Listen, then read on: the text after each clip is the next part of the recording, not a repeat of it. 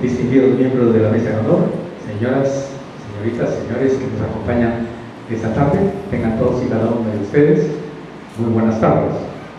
En esta ocasión, el Colegio de Arquitectos del Perú, Regional La Libertad, y la Cámara de Comercio y Producción de la Libertad, a través de su Comisión de Urbanismo Sostenible, han organizado esta conferencia magistral sobre contribución del patrimonio histórico al diseño y gestión de ciudades sostenibles.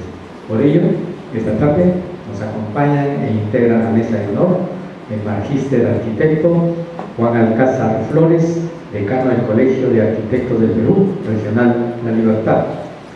Igualmente, el doctor Jorge Peirano Serrano, presidente ejecutivo de la Comisión de Urbanismo Sostenible de la Cámara de Comercio y Producción de la Libertad.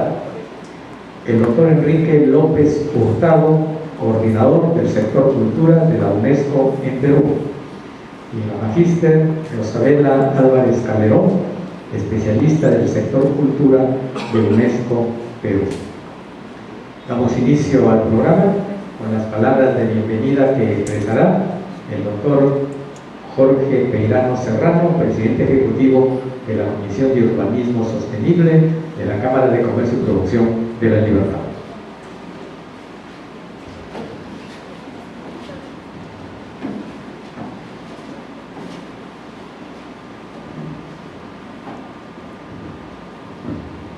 Buenas tardes a todos. Es un gran honor para mí poder dar apertura a este acto que cuenta con la presencia de destacadas personalidades del mundo de la cultura y con una experiencia en gestión de patrimonios culturales y de evolución de estos hacia lo que es en un desarrollo urbanístico.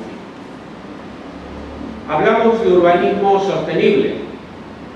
Estamos dentro de la Comisión de Urbanismo Sostenible que hace más de un año comenzó esta andadura. Esta andadura que tuvo un principio basado en las necesidades de la ciudad y en las necesidades que fuimos viendo como elementos necesarios e imprescindibles para articular y para proyectar la ciudad de Trujillo hacia el futuro. Comenzamos un pequeño grupo. Ese pequeño grupo se fue extendiendo.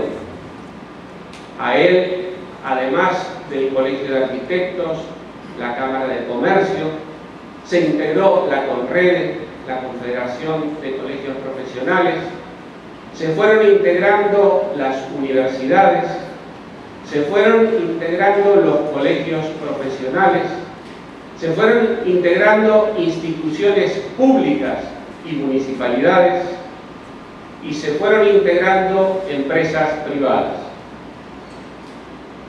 Comenzamos nuestra andadura trabajando en lo que creíamos debía ser una expresión de futuro. Y nada mejor que para eso trabajar en formación, en divulgación, en socialización y en educación relativa a lo que es o a lo que son los principios del urbanismo sostenible. Y así fuimos invitando a diferentes conferencistas, que muchos de ustedes, veo caras conocidas, habéis estado presentes. Así tuvimos videoconferencias con Estados Unidos, trajimos especialistas del orden nacional y nos fuimos nutriendo de otros especialistas locales, con el objeto de construir e integrar esa visión. Las bases de la sostenibilidad en términos generales en cuanto a desarrollo urbano que ya podemos decir que conocemos se basan en 4 o 5 líneas esenciales: transporte, agua, energía, diseños viales, áreas verdes y sobre todo un denominador común, que es mejora de la calidad de vida de la población. Todo esto no tendría sentido si no cumpliera el objetivo de mejorar la calidad de vida de la población. Pero para mejorar esa calidad de vida es esencial que nos sintamos cómodos, que nos sintamos confortables. ¿Y qué más importante que mirar hacia nuestros valores ciudadanos? Por lo cual, esa visión que veníamos dando, quizá muy técnica, no podía estar completa si no se integraban los elementos esenciales que hacen a nuestra idiosincrasia. Y ello no es otra cosa que la cultura. Y yo quiero agradecer especialmente la presencia de Enrique, la presencia de Rosabella, que de entrada, cuando lo fuimos a ver y cuando les solicitamos si podían acercarse a Trujillo, jamás nos pusieron ni la más mínima cortapisa.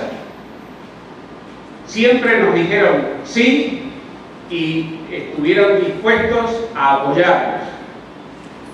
Luego, las circunstancias que vivió nuestra ciudad el año pasado nos han hecho que tuviéramos que ir postergando este evento, que nos hubiese gustado haberlo podido hacer el año pasado.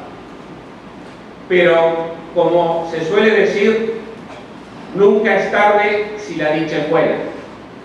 Y sobre todo, si ya tenemos en nuestras manos todos esos elementos de tecnología que hacen a lo que permite diseñar una ciudad de carácter sostenible, tanto para su gestión como para su formulación, me complace hoy darle lugar a este acto y en este auditorio de nuestra casa, la Cámara de Comercio e Industria de la Libertad, darle la bienvenida a todos ustedes y dar por iniciado el acto. Muchas gracias.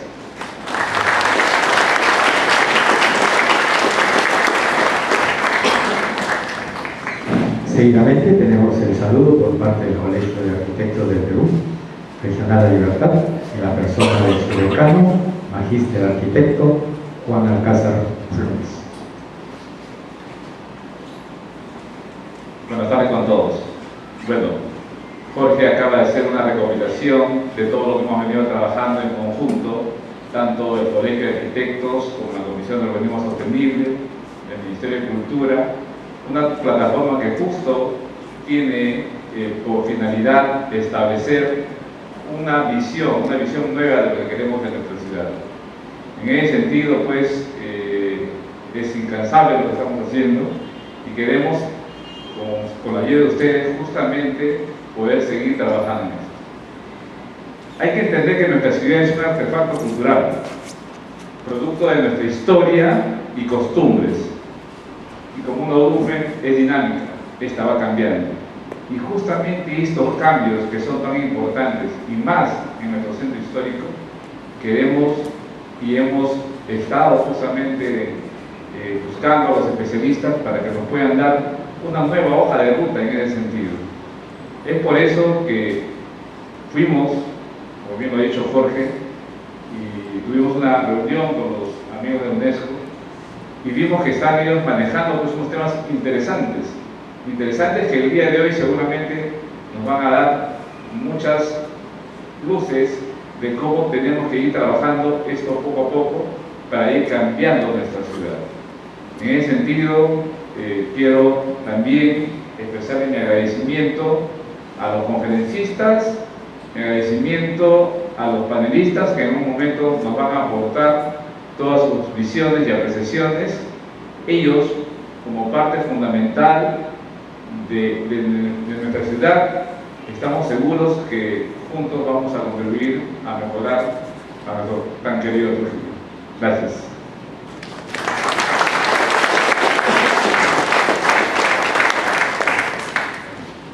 Esta tarde, en esta conferencia, vamos a tener dos temas a desarrollar. El primero, la ciudad y su dimensión patrimonial, autenticidad, integridad y valor extraordinario. Y el segundo tema, el valor del paisaje urbano como estrategia para aumentar la resiliencia y la sostenibilidad.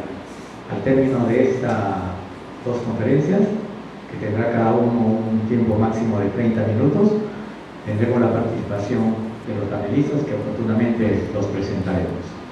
Este primer tema sobre la ciudad y su dimensión patrimonial, autenticidad, integridad y valor extraordinario va a estar a cargo del doctor Luis Enrique López Hurtado Orjeda. Él es coordinador del sector cultura en la oficina de la UNESCO en Lima.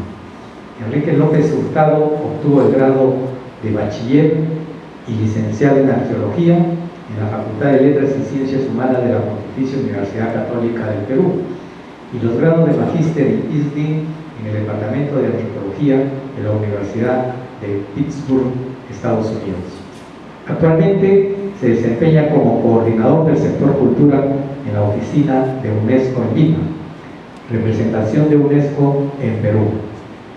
Parte de sus funciones consiste en el diseño y desarrollo de estrategias participativas para la salvaguarda del patrimonio cultural, tanto material como inmaterial, así como apoyo al diseño e implementación de políticas destinadas a la protección, valoración y promoción de diversidad cultural, incluidas el ejercicio pleno de los derechos culturales y lingüísticos de las poblaciones originarias y afrodescendientes del Perú. Dentro de su carrera como investigador y docente destacan sus trabajos y publicaciones como investigador del Instituto de Estudios Peruanos, IEP, y su labor docente como profesor de la Facultad de Letras y Ciencias Humanas de la Pontificia Universidad Católica del Perú.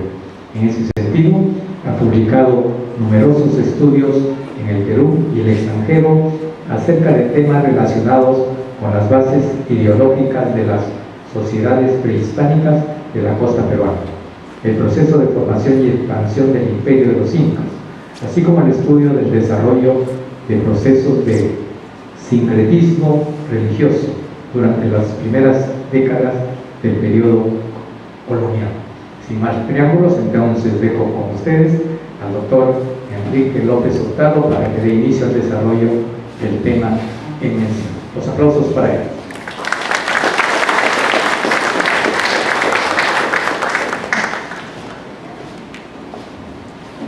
Muchas gracias a todos y todas por su presencia.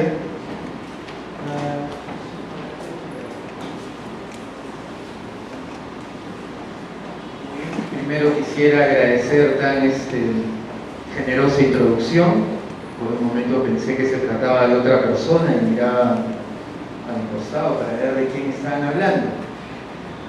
A nombre de la representación de UNESCO en el Perú, quisiera extender nuestro más cordial saludo a la ciudad de Trujillo, ciudad emblemática del norte del Perú por su valor patrimonial y cultural.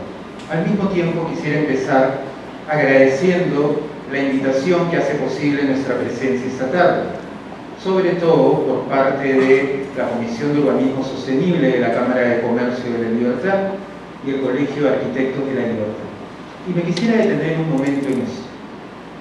Tal vez ustedes no lo sepan, tal vez sí, pero Trujillo en este momento está dando un claro ejemplo a las otras ciudades históricas del país. Y el ejemplo que está dando Trujillo se basa en el poder de articulación.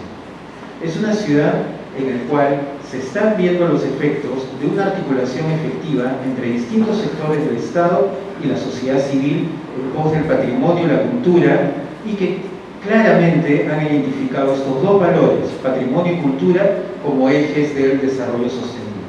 Es en Trujillo donde espacios para la discusión, el intercambio y a la vez espacios formativos se están abriendo que logran convocar una diversidad de actores.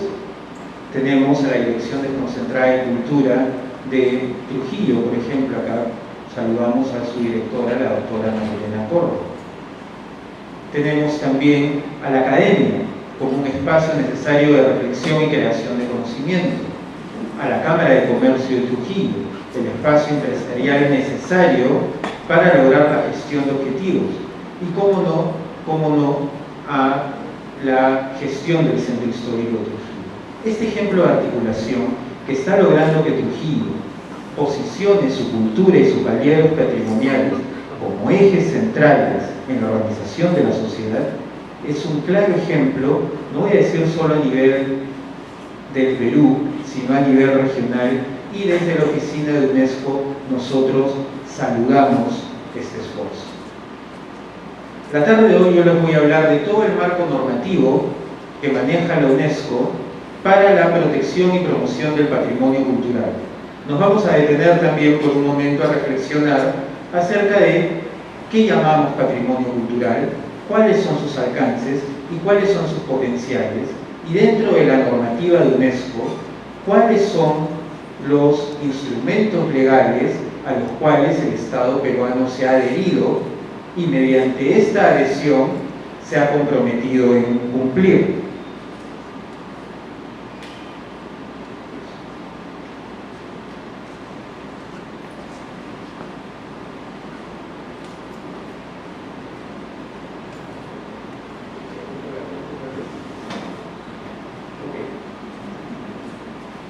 Estos son los temas, gracias. Estos son los temas que vamos a tocar el día de hoy. Primero vamos a hacer una pequeña reseña acerca de cuál es la visión y misión de la oficina de UNESCO, qué es lo que busca esta organización multilateral y cuáles son las principales actividades a las cuales nos vemos abocados. Luego vamos a hablar del sector de la organización que yo tengo el privilegio y honor de dirigir en el país. Y finalmente vamos a hablar acerca del marco normativo internacional en la forma de las convenciones de UNESCO a las cuales se ha adherido el Estado peruano. Empecemos por la UNESCO. La UNESCO es una de las primeras agencias de las Naciones Unidas, la cual es una organización multilateral que nace como consecuencia y como respuesta de la Segunda Guerra Mundial. No es de extrañar entonces que nuestra misión, nuestro principal mandato, consiste en contribuir a una cultura de paz en la mente y el corazón de los hombres y las mujeres a través de la educación, la ciencia y la cultura. De ahí que la UNESCO se divida en 5 sectores de acuerdo a este mandato. Tenemos a nivel global un sector educación, un sector cultura, un sector ciencias humanas y naturales y un sector de comunicación. Y nuestro gran marco de acción desde el 2015 al 2030 es la Agenda 2030 o también llamados los Objetivos del Desarrollo Sostenible. Estos son 17 objetivos globales a los cuales 197 países miembros de las Naciones Unidas se han comprometido en alcanzar, que tienen que ver básicamente con la erradicación de la pobreza y el enfoque de derecho para todos y todas los pobladores de este planeta. Si reflexionamos en el mundo en que estamos viviendo, no solo a nivel del país, de la región y a nivel global, la misión de UNESCO se hace en estos momentos más relevante que nunca. La necesidad de sembrar una cultura de paz y diálogo a través de la educación, la ciencia y la cultura se vuelve más relevante que nunca en momentos en que vemos que la falta de diálogo y la falta de tolerancia entre unos y otros son los elementos que están dominando las agendas políticas y de desarrollo. El Perú es solo uno de 4 países en la región de Latinoamérica y el Caribe que cuenta con una oficina de alcance nacional. Acá les explico cómo funciona. Usualmente en el mundo nosotros operamos a través de oficinas regionales. Oficinas que tienen por encargo la atención de 3, 4 o 5 países. Les puedo poner, por ejemplo, el caso de la oficina de Kingston en Jamaica, que ve todos los países del Caribe, o la oficina de San José de Costa Rica, que ve todos los países centroamericanos. Las únicas 4 excepciones en toda Latinoamérica y el Caribe son México, Perú, Brasil y Guatemala. México y Perú por obvias razones. Son países que se distinguen por su gran legado cultural y la potencia de sus expresiones históricas y culturales. Brasil es una potencia hegemónica en nuestra región y Guatemala es lo que desde la UNESCO llamamos una sociedad post-conflicto, que requiere una asistencia permanente de la UNESCO. La oficina de UNESCO en Lima ha cumplido 21 años este año, bueno, los vamos a cumplir en julio, y da cuenta de la voluntad del Estado peruano y la voluntad de la UNESCO para trabajar juntos y qué tan prioritario es el Perú para nuestra organización. Y finalmente, el marco en el que nos movemos se llama UNDAF, que es el marco de cooperación de todas las Naciones Unidas de acá al 2021. Entre todas las agencias de Naciones Unidas tenemos 19 agencias en el Perú con el Estado peruano.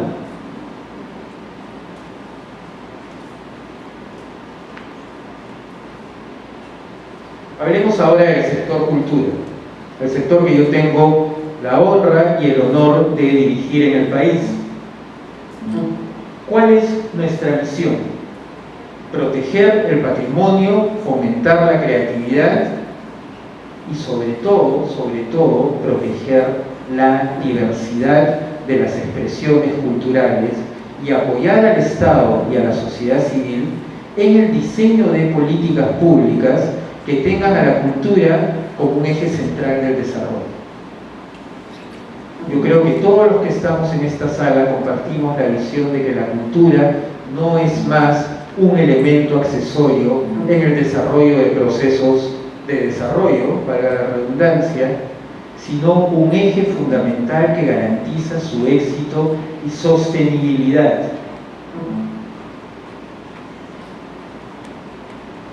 Estas son nuestras estrategias de acción. Apoyamos la generación del conocimiento mediante la creación de cátedras UNESCO. Las cátedras UNESCO son distinciones que tiene la UNESCO a programas académicos en los países donde estamos, los cuales se alinean especialmente con nuestros mandatos. Y el Perú es un caso sui generis en este tema. En el Perú solo tenemos 3 cátedras UNESCO y las 3 están concentradas en Lima. Tenemos una cátedra UNESCO de Comunicación y Cultura de Paz en la Universidad de Lima, otra cátedra UNESCO que tiene que ver con estudios acerca de igualdad de género en el ámbito académico en la Universidad Católica del Perú, y una tercera recién aprobada que es la cátedra UNESCO en Patrimonio Cultural y Turismo Sostenible de la Universidad San Martín de Porres. Las 3 son muy buenos programas. Nosotros, si bien este es un reconocimiento que se da en nuestra sede en París, nosotros como Oficina Nacional contribuimos a la evaluación de estas postulaciones. Las 3 son muy buenas, en muy buenas universidades, pero todas están concentradas en Lima. Y yo me pregunto lo siguiente, y lo veníamos conversando en nuestro camino del aeropuerto al hotel con Jorge Peirano. ¿Por qué no fomentar la creación de una cátedra UNESCO en Trujillo? Trujillo tiene magníficas universidades que desarrollan temas que son muy relevantes para la sostenibilidad, protección y tratamiento del patrimonio cultural en sus expresiones más amplias. Es una tarea que queda pendiente y que nosotros desde la oficina estaremos más que gustosos en desarrollar. Luego, el fortalecimiento de capacidades. Nosotros creemos que un elemento fundamental en el diseño de políticas está en la transmisión y fortalecimiento de capacidades, ya sea actores de sociedad civil o funcionarios del Estado. Siempre debemos velar porque la transmisión de conocimiento en temas de gestión se mantenga.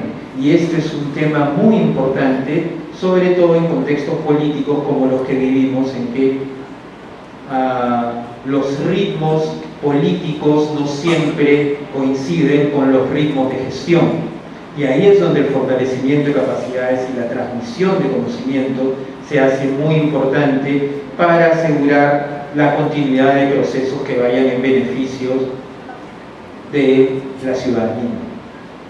Apoyo técnico en la formulación de políticas públicas. Nosotros somos un elemento de apoyo técnico al Estado para la formulación de políticas que tengan que ver con el cuidado y promoción del patrimonio. Y finalmente, la promoción de alianzas, que es el tema que yo resalté al comienzo de mi intervención y el tema por el cual me parece tan valiosos esfuerzos de articulación y esfuerzos para abrir espacios de diálogo como en el que estamos presentes hoy. Solo una pequeña mirada acerca de cuáles son los objetivos de desarrollo sostenible de la Agenda 2030 de Naciones Unidas y los países del mundo a los cuales la UNESCO contribuye.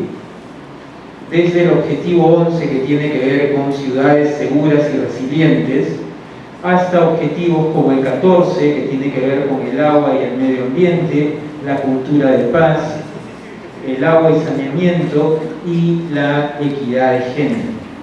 Nosotros pensamos que en esta región, Latinoamérica y el Caribe,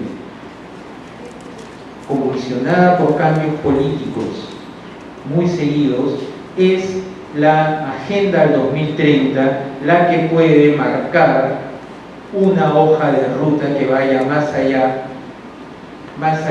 de estos calendarios políticos de los cuales estábamos hablando.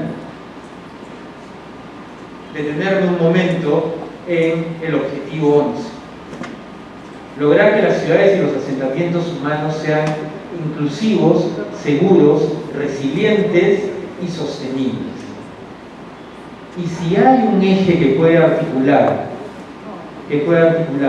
inclusión, seguridad, resiliencia y sostenibilidad, es la cultura. Ya sea como patrimonio cultural, ya sea como industrias culturales, ya sea como valor de la diversidad. Si nosotros vemos que hay un elemento que puede articular lo que nos pide la agenda para nuestras ciudades, yo creo que esa es la cultura. Y de ahí el valor de ver espacios de articulación en esta ciudad entre Ministerio de Cultura, municipio, Cámara de Comercio y academia, porque es justo a través de esas articulaciones que podamos conseguir este eje. Al lado izquierdo pueden ver, bueno, derecho de ustedes, pueden ver diversos elementos que grafican el peso que tienen las ciudades en el desarrollo del planeta hoy en día. Pero yo les quiero dar un dato más, que significa un reto para todos los que estamos inmersos en la gestión inclusiva, sostenible y resiliente de las ciudades. El 95% del crecimiento urbano se da en países en vías de desarrollo. Ya no son los países desarrollados del norte en donde las ciudades crecen más. Es en los países como el nuestro, o de renta media o en vías de desarrollo, donde las ciudades crecen más. Esto conlleva un peligro, en que las ciudades ya no sean vistas como estos espacios de oportunidades, sino que se conviertan en espacios que perennizan la pobreza y la desigualdad. Y es acerca de este reto, y es teniendo en cuenta que este reto, que espacios como este cobran tanto valor. Muy bien, entremos a hablar de tres de las convenciones que UNESCO tres de las convenciones de UNESCO que el Perú ha ratificado.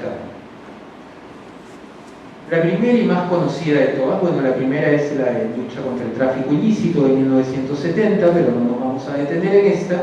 Vamos a hablar de una de nuestras convenciones más conocidas, la Convención de 1972, la cual se trata acerca de la protección del patrimonio mundial, cultural y natural, también conocida coloquialmente como la Convención del Patrimonio de la Humanidad. La convención bajo la cual es que se declaran diversos elementos como patrimonio cultural de la humanidad. Esta convención se promulga en 1972 y el Perú la ratifica en 1982. Por medio de esta convención, los estados parte, los estados signatarios de la convención, se comprometen a identificar, proteger, conservar, rehabilitar a las generaciones futuras el patrimonio cultural y natural situado en su territorio. Y es este párrafo el que nos lleva a una de las definiciones más sencillas, pero a la vez más potentes de patrimonio cultural. Patrimonio cultural para la UNESCO son todas las expresiones humanas que le dan valor e identidad a un pueblo. Estas pueden ser de carácter tangible o de carácter intangible. Pueden ser de carácter mueble, como un hermoso cerámico Mochica, fase 5 de línea fina, o de carácter intangible, como, digamos, la pirámide de la Huaca de la Luna. De carácter inmueble, perdón. Puede ser también de carácter intangible, como las tradiciones, conocimientos, costumbres y festividades de un pueblo.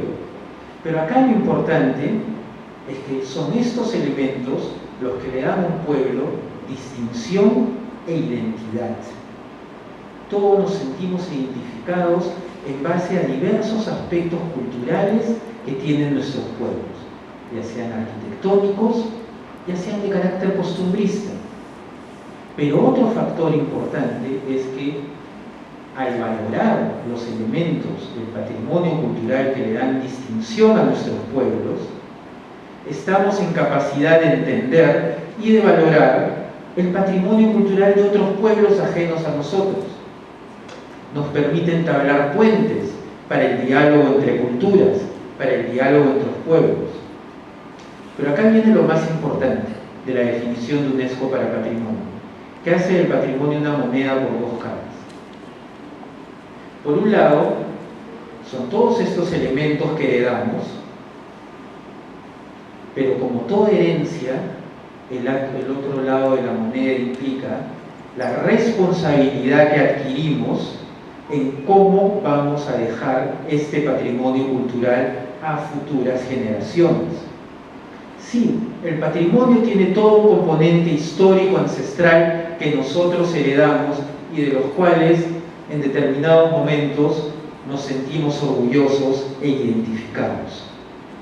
Pero por otro lado, la otra cara de la moneda es que esto conlleva una gran responsabilidad.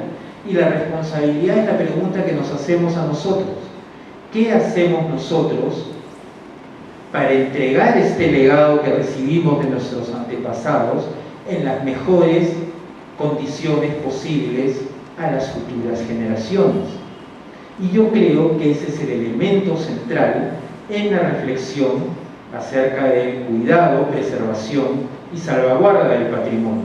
Y en eso se basa esta convención. El objetivo general de esta convención es promover la protección nacional e internacional del patrimonio cultural y natural a través de una serie de pasos. La identificación y el registro. Registros, listas, catastros son los primeros elementos necesarios para la protección y salvaguarda del patrimonio, que sirven como base informada para la elaboración de políticas públicas. Y por políticas públicas nos referimos a lineamientos de gestión que articulen diversos niveles de actividades para asegurar, más allá de los cambios políticos, el éxito en la salvaguarda del patrimonio. Y acá yo me quiero detener en algo. El año pasado, durante los tristes eventos del Niño Costero, como parte de una misión, yo vine liderando un grupo de expertos nacionales e internacionales de la UNESCO que querían evaluar, que buscábamos evaluar, cuáles habían sido los daños al rico patrimonio cultural de esta región en vista de los eventos del Niño Costero. Y acá vemos un claro ejemplo para toda la región. Cuando hablo de la región me refiero a Latinoamérica y el Caribe, de cómo políticas de salvaguarda que fueron más allá de cambios en los gobiernos dieron resultados excepcionales, y me estoy refiriendo a Chan Chan. Para nosotros significó motivo de mucha alegría y de mucha satisfacción ver cómo las medidas de salvaguarda y mitigación efectuadas en Chan Chan 2 años antes, durante un presidente anterior, ni siquiera estoy hablando durante distintos ministros, estoy hablando durante un gobierno anterior, a las cuales se les dio sostenibilidad, lograron mitigar en casi un 95% los daños que Chan Chan pudiese haber sufrido. Chan Chan es el elemento patrimonio de la humanidad declarado bajo esta convención que tiene la libertad. Es un elemento muy interesante tanto para arqueólogos, urbanistas, estudiantes y diversos tipos de profesionales, pero a la vez es un elemento central en la identidad de esta región. ¿Cuántos quisieran poder decir que vienen de la región donde nació el Imperio Chimú? No muchas personas en el mundo pueden decir eso. Y para nosotros ver que en todo este contexto de colapso medioambiental, el Museo de Sitios solo tuvo que cerrar un día, es impresionante. Y el mensaje de resiliencia, de esperanza que se le da a la población en momentos tan duros es realmente invalorable. Nosotros lo hicimos en su momento y en este momento, permítame que lo diga otra vez, nuestras más sinceras felicitaciones a todos los gestores culturales, ya sean de población civil o del Estado, que estuvieron involucrados en esta labor, porque este es un claro ejemplo del diseño de políticas que articulan acciones que devienen en el bienestar de la población. ¿A qué se comprometen los Estados cuando firmaron esta convención? Se comprometieron a llevar todas las acciones que sean necesarias para identificar, estudiar, promover y proteger sus bienes patrimoniales, asegurando la interacción entre el ser humano, la naturaleza y el equilibrio entre distintos actores. Básicamente, cuando un país se compromete, es bien interesante para nosotros y por eso, para nosotros funcionarios de UNESCO, y por eso es una herramienta de gestión tan potente. La declaratoria de un sitio como Patrimonio de la Humanidad es un motivo de alegría y orgullo para todos los pobladores y el gobierno de una región y de un país. Pero a la vez significa el reconocimiento del Estado y la sociedad civil ante la comunidad internacional que cualquier daño, alteración o pérdida de ese bien patrimonial ya no es solo un daño al país, la provincia o la región, es un atentado al bagaje cultural de toda la humanidad. Y si me permiten regresar al caso de Chan Chan, claramente el Estado peruano entendió el mensaje, porque todas las labores de mitigación que se hicieron en Chan Chan no solo preservaron el patrimonio de los liberteños o de los peruanos, sino de toda la humanidad.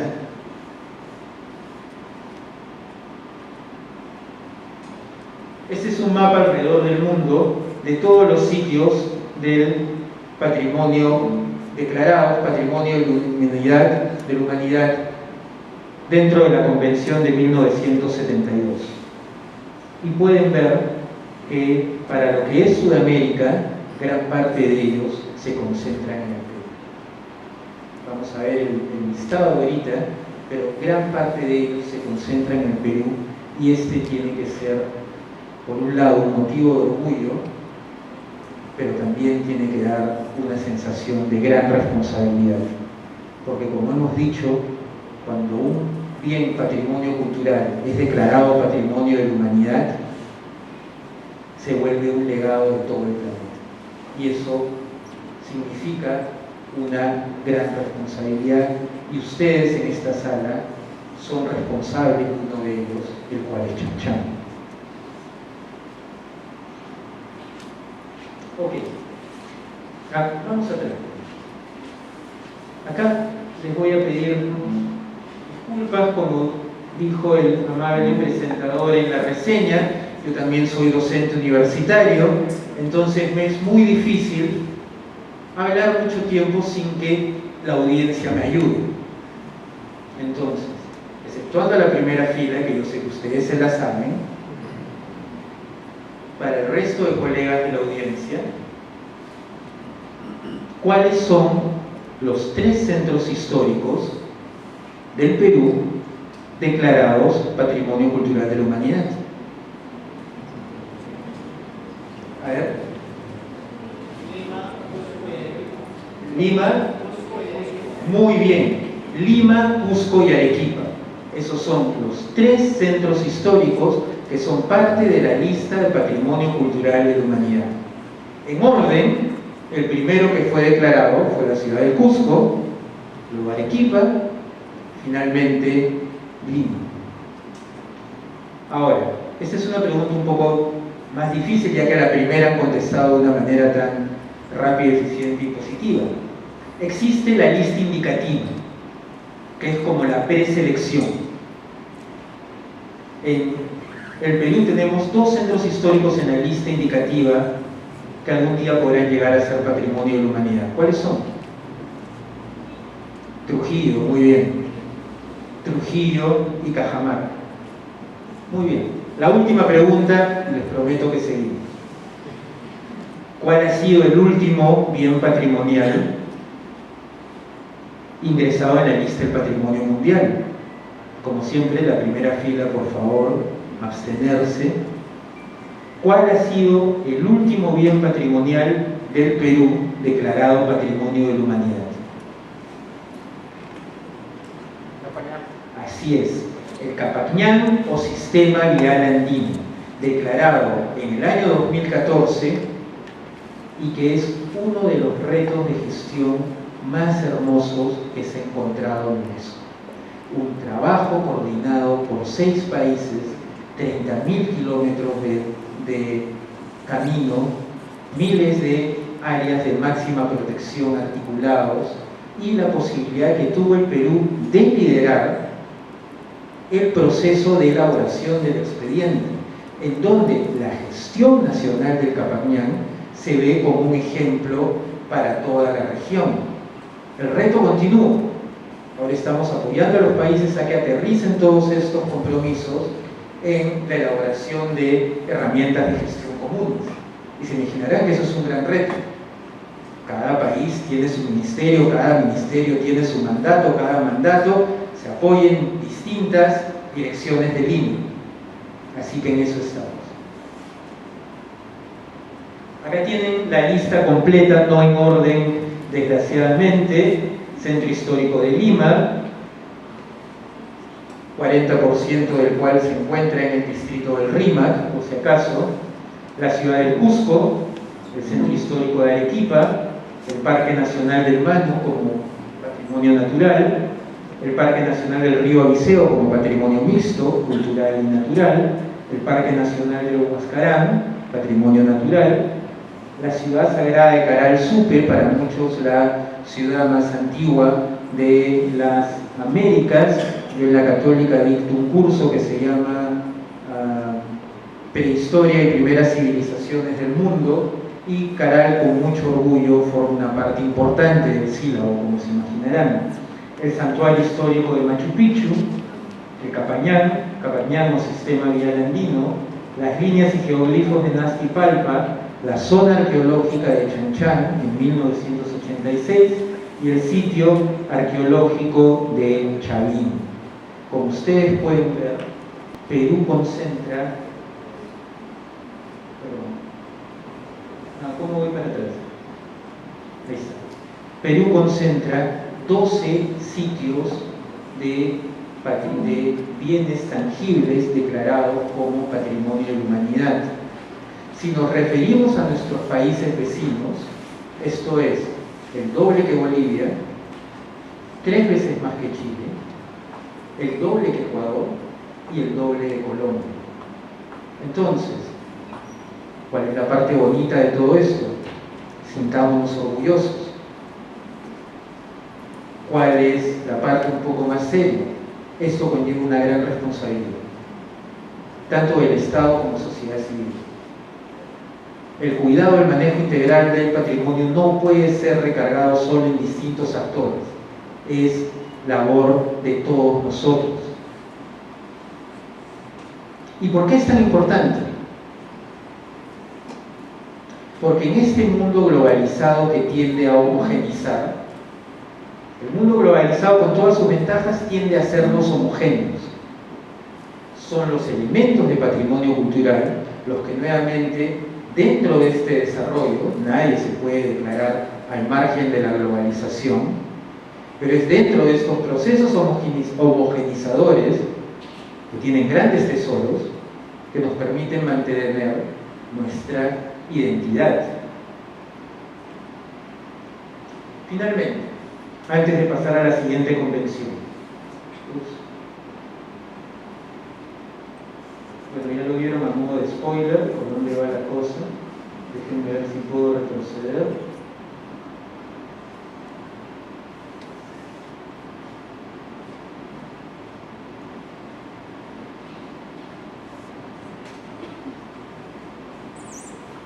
A ver, ahí está la foto donde están, esta foto de Manhattan.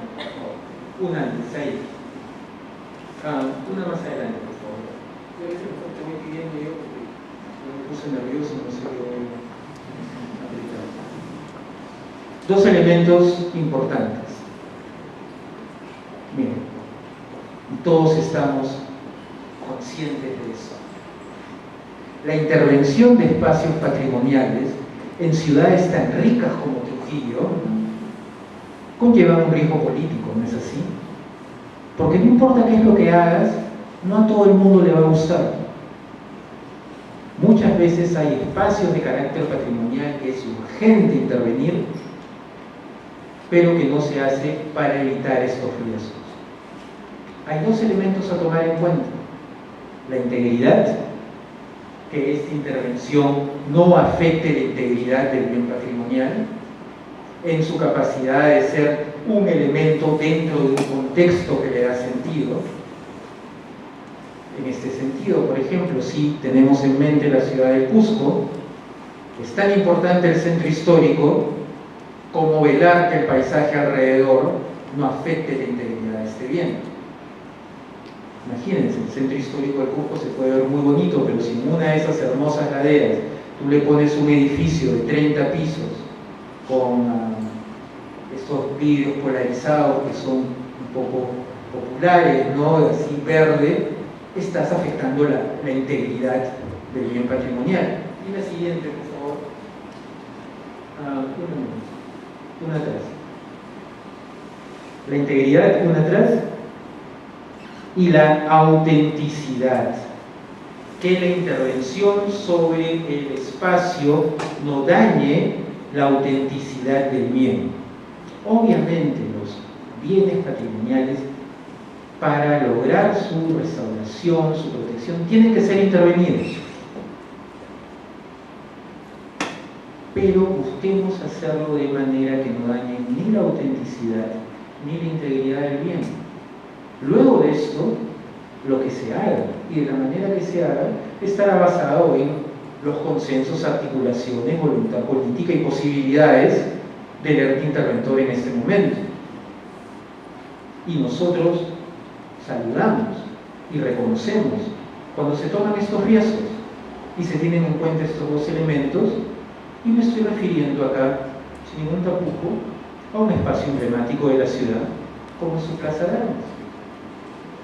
Yo sé que muchos pueden tener diversos puntos de vista acerca de las actividades que se hicieron en la Plaza de Armas, pero desde nuestro punto de vista se tomó una decisión que era necesaria, se asumieron los riesgos y se respetaron la autenticidad e integridad. El resto es acción soberana de los entes a cargo en ese momento, y la UNESCO no va contra la acción soberana de los países, todo lo contrario, acompañamos entusiastamente estos procesos cuando son hechos tomando en cuenta estos elementos.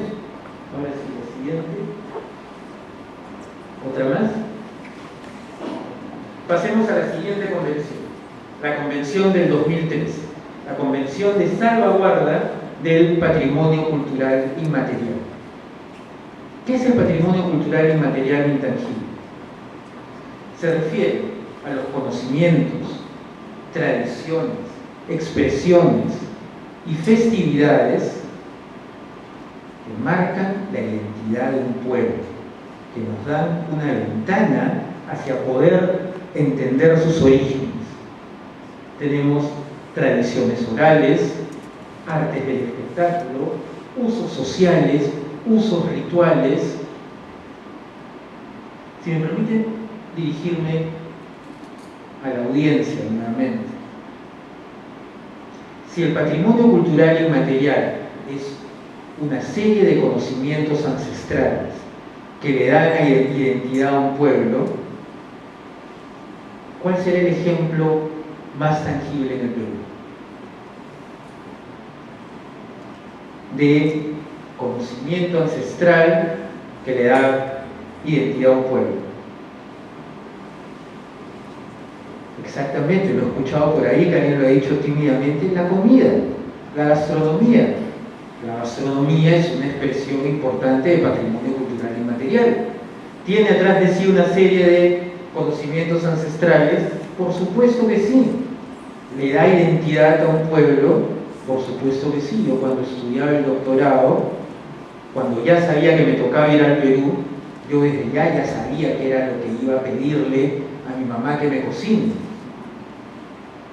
Y si bien es un plato que se podía encontrar en muchos restaurantes, yo quería ese que hace mi mamá, ¿no es cierto?, que me enseñó mi abuela.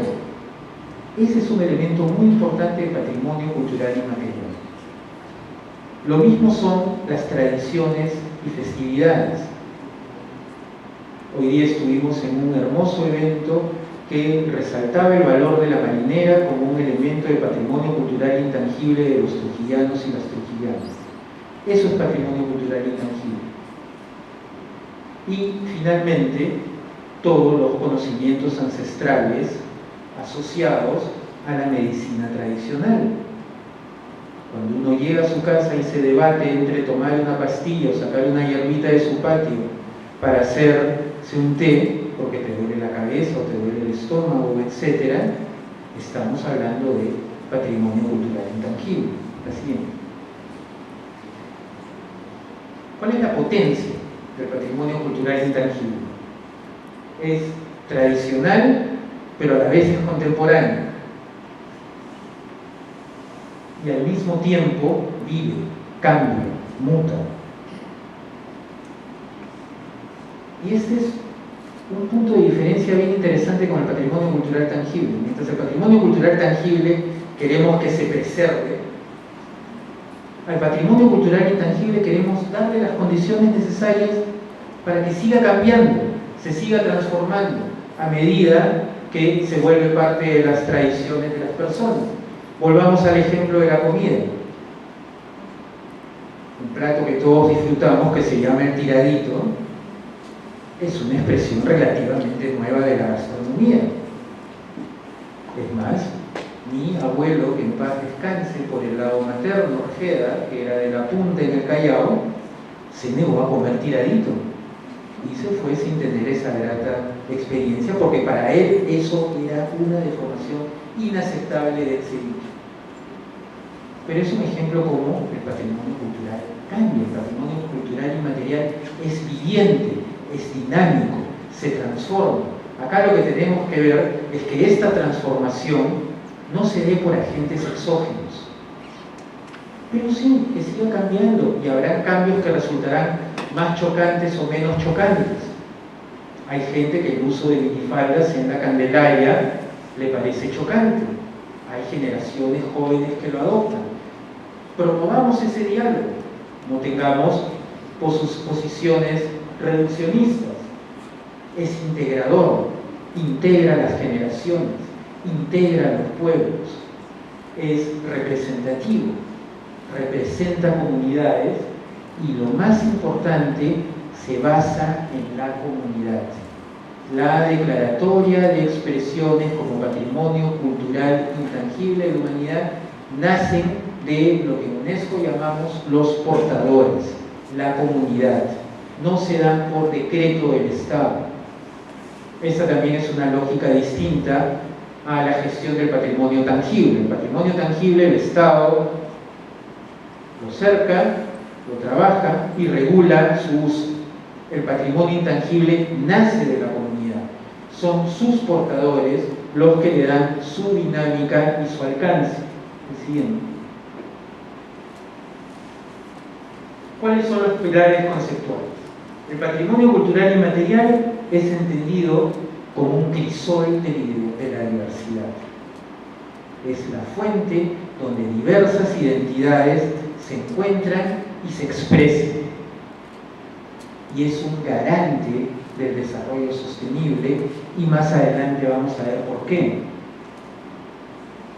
Tiene un rol de interdependencia con el patrimonio cultural tangible. Ambos, tangibles e intangibles, se ven como independientes. No podemos entender Chan Chan si no hacemos el esfuerzo de pensar en las sociedades que lo construyeron, y al mismo tiempo en el valor, en lo que representa hoy en día para los trujillanos y las trujillanas. Y finalmente, lo que les decía, el rol fundamental de la comunidad como garante de su salvaguardia. Muy bien, pasemos a la siguiente, vayamos avanzando. El patrimonio cultural inmaterial se gobierna desde el Comité Intergubernamental para la Salvaguardia del Patrimonio, que es el ente que declara patrimonio cultural de la humanidad a las expresiones de patrimonio cultural intangible. Así como la Convención del 72 declara los bienes tangibles como Chan Chan, Chavín o Machu Picchu, la Comisión Intergubernamental del Patrimonio Cultural Inmaterial es la que declara a los bienes culturales inmateriales. La siguiente. Y acá viene la pregunta más difícil. Una atrás. ¿Cuál ha sido la última expresión de patrimonio cultural inmaterial declarada como patrimonio cultural de la humanidad? El año pasado.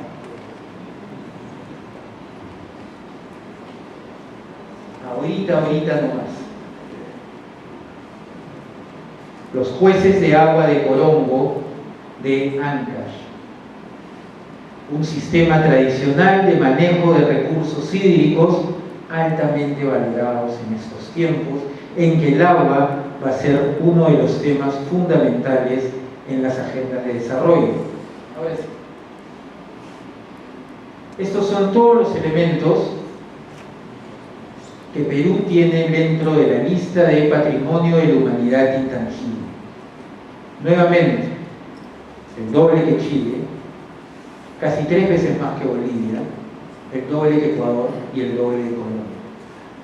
Nuevamente, un motivo de orgullo y una clara evidencia de la importancia que tiene el Perú para la UNESCO, la importancia que tiene el Perú para nuestra organización, pero al mismo tiempo nos debe llegar a un gran sentido de responsabilidad. Y tenemos ahí expresiones de distintas naturalezas, desde expresiones masivas de sincretismo religioso, como la peregrinación del Coyuriti o la fiesta de la Candelaria, hasta el reconocimiento de tradiciones milenarias en la tradición textilera de Taquín. La siguiente. Y finalmente, para terminar, la última y la que creo yo más importante de las convenciones, la Convención de la Promoción y la Protección de la Diversidad Cultural. Hay algo que yo siempre repito a mis alumnos y siempre me da mucho agrado cuando empiezo la mitad de la frase y ellos la completan con tono de ya profesor, ¿no? Es la diversidad es el componente más importante de la experiencia humana. Si hay algo que nos define como humanos, es nuestra gran capacidad de ser diversos.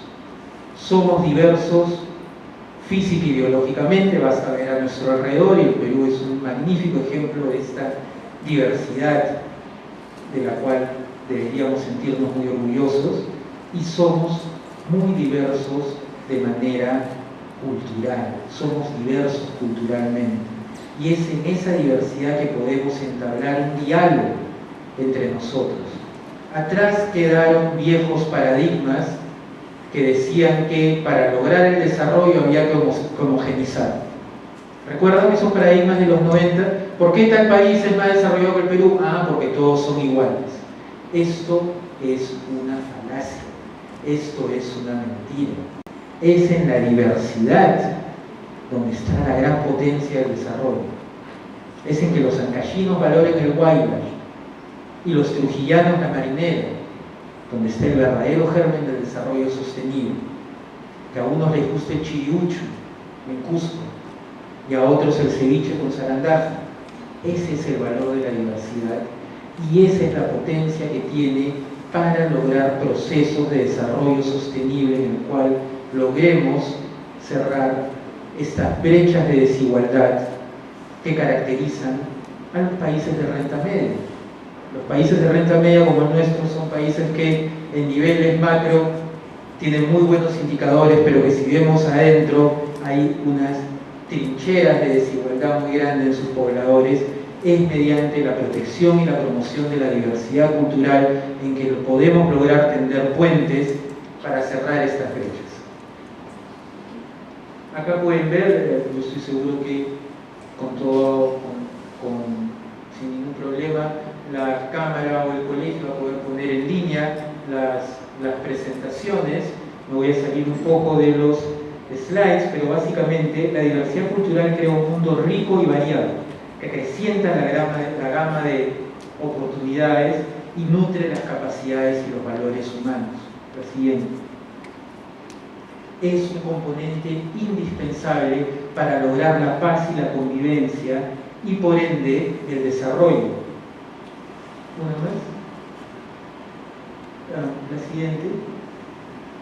Ahí tienen todos los pilares, todos los objetivos de la convención, pero yo me quería detener en un punto, que está en el siguiente slide. Bueno, tal vez no, pero yo quería detenerme en un punto. Todas estas convenciones tienen un punto en común, tienen una línea en común, que todas se orientan a lograr el ejercicio pleno de los derechos culturales de las ciudadanas y ciudadanos del mundo. Lo que buscan estas convenciones es asegurar que todos nosotros podamos ejercer en plena capacidad nuestros derechos culturales. ¿Y cuáles son nuestros derechos culturales? Acceso a la cultura. Todos tenemos derecho a acceso a la cultura, ya sea en la forma de una representación cultural o en la forma de un bien patrimonial. 2. Todos tenemos derecho a alcanzar el desarrollo y el buen vivir dentro de los parámetros que dicta nuestra cultura, dentro de nuestros parámetros culturales. Y 3, y más importante, nadie debe ser excluido de procesos de desarrollo por causa de su identidad étnica, cultural y lingüística. Y es mediante estos 3 puntos que vamos a lograr los objetivos de la Agenda 2030, o también llamados los Objetivos del Desarrollo Sostenible, que dicen que nadie nunca más se debe quedar atrás. Muchas gracias.